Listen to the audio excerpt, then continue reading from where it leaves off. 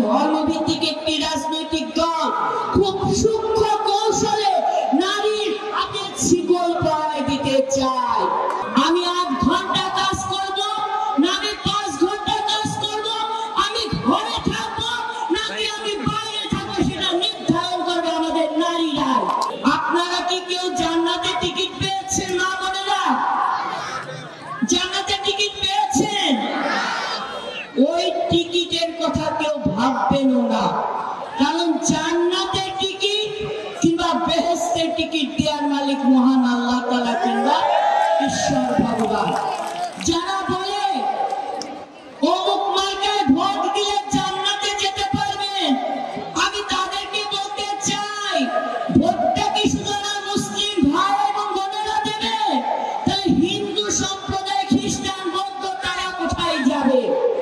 তাই আপনাদেরকে বলি, ধর্মকে ব্যবহার করে যারা অপপ্রচার করে, অপরাজনীতি করে, তারা কখনো দেশ এবং জনগণের ভালো করতে পারে না।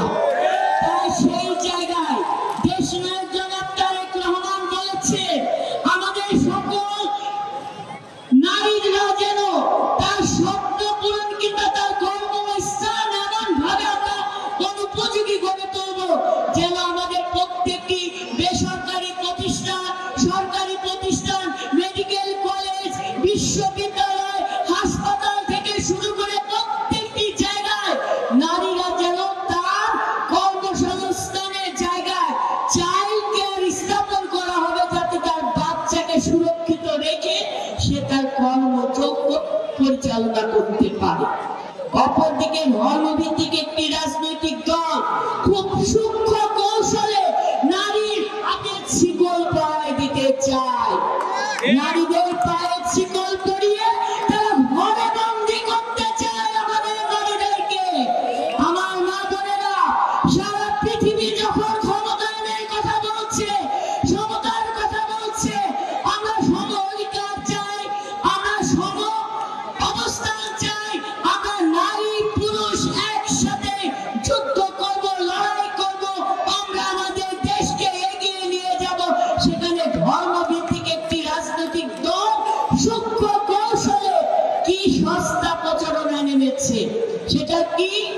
কর্ম ঘন্টা 8 ঘন্টা থেকে কমিয়ে 5 ঘন্টায় নিয়ে আসবে।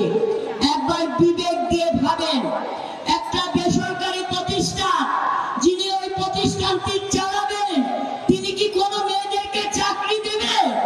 কখনো দেবে? বলে দিবে না।